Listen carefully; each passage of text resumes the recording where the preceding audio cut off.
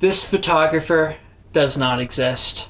His photos are imaginary and created expressly for the narrative of Wes Anderson's Asteroid City.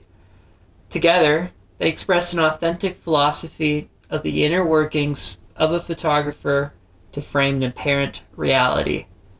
Wes Anderson's Asteroid City was a film that told the story of a fictional playwright who famously wrote a fictional play setting in 1955 on a grieving father and war photographer.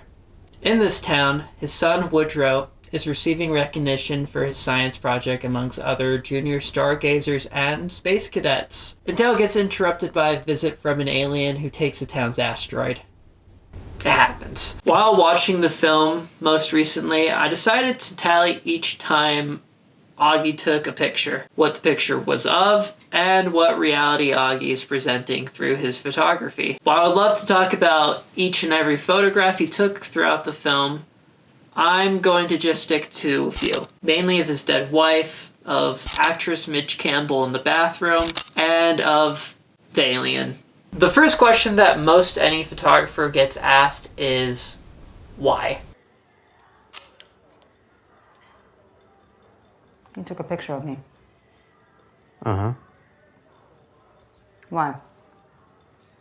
I'm a photographer. As much as I love the answer, I'm a photographer, that only makes sense to people who practice photography. John Zorkowski's I, the Photographer offers some better elaboration. The first thing that the photographer learned was that photography dealt with the actual.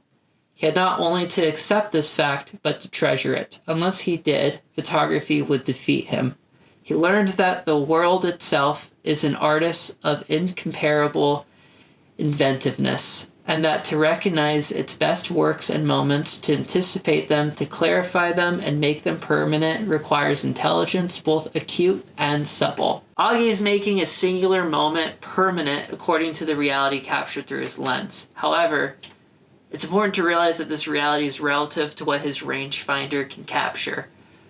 Zorkowski further explained, but he learned also that the factuality of his pictures, no matter how convincing and unarguable, was a different thing than the reality itself. Much of the reality was filtered out in the static little black and white image, and some of it was exhibited with an unnatural clarity and exaggerated importance. The subject and the picture were not the same thing, although they would afterwards seem so. To simplify Zorkowski's words, a photographer often pre-visualizes what it is they want to capture in the reality around them to create a still moment that tells a story they don't just see, but also the story that later gets perceived through the photograph. This idea of telling a story through photographs plays into the concept heavily applied to journalism: framing. Robert Entman defined framing as, to frame is to select aspects of a perceived reality and make them more salient in a communicating text, in such a way as to promote a particular problem, definition, casual interpretation, moral evaluation, and/or treatment recommendation for the item described. Or, in other words, stories become framed in the sort of narrative that storytellers choose to tell, whether it be for moral reasons, emotional, etc.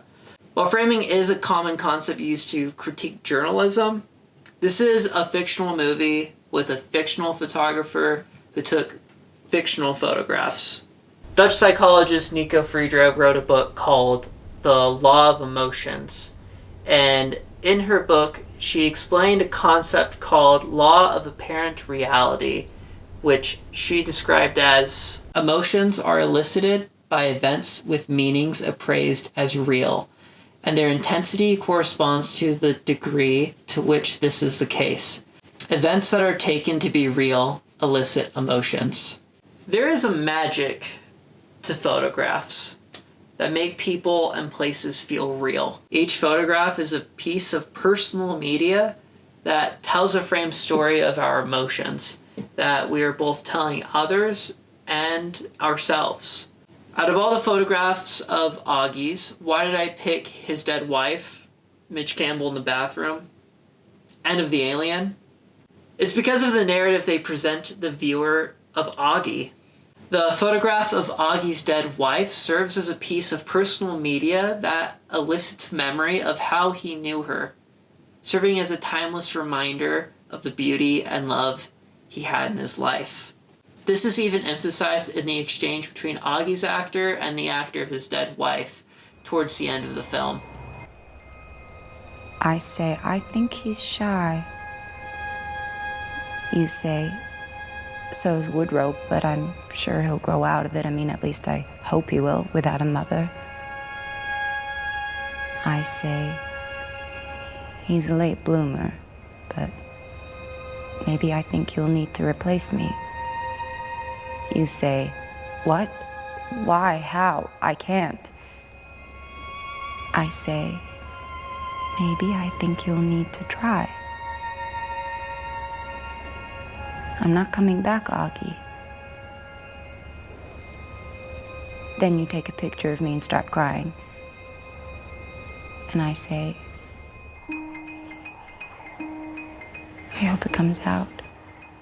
The photograph of Midge Campbell was a fleeting moment that Augie acted on. Augie did not just see a well-composed photo to take, but he experienced a moment with Midge. A moment that helped him see some level of beauty in his life again through deepening a connection with her. Finally, the alien. What does the alien mean? I still don't understand the play.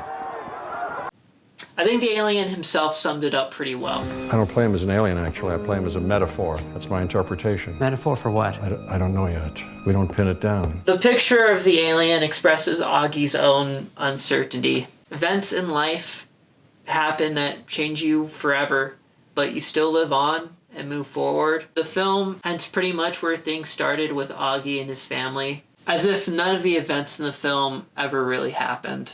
Despite all uncertainty, though, Augie did clarify one thing as fact. All my pictures come out.